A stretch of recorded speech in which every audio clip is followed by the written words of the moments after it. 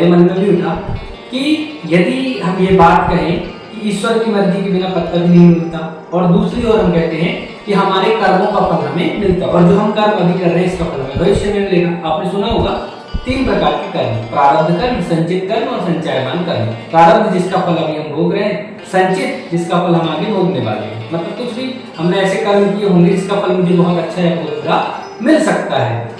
जैसे अचानक से किसी को कैंसर हो जाए, अचानक से किसी की लॉटरी लग जाए, तो ये संचित कर्मों में होगा ना, भविष्य में ये जो चीजें होंगी। अभी जो भोग रहे हैं वो प्रारब्ध में है, और संचयमान जिनको अभी हम कर रहे हैं जो कर्म, वो उनका फल बाद में मिलेगा। तो ये तो कर्म फल की थ्योरी है, कि समझ में भी आती है कहीं ना कहीं। लेकिन एक थ्योरी जो कहती है कि ईश्वर की मर्जी के बिना पत्ता भी नहीं डोलता। तो जब ईश्वर की मर्जी के बिना पत्ता नहीं डोलता, तो हम फिर कर्म अच्छे या बुरे खुद की मर्जी से कैसे कर सकते हैं? हम या तो जो भी हमको वहां से सिग्नल मिल रहा है वही कर रहे हैं ना, अच्छा कर रहे हैं या बुरा कर रहे हैं, क्योंकि उसकी मर्जी के बिना तो कुछ भी नहीं हो रहा। अगर मैं ये बोल पा रहा हूँ, अगर मैं पानी पी पा रहा हूँ, अगर आप मुझे सुन पा रहे हैं, मैं मुंडी हिला पा रहा हूँ, तो सब उसकी मर्जी होगी।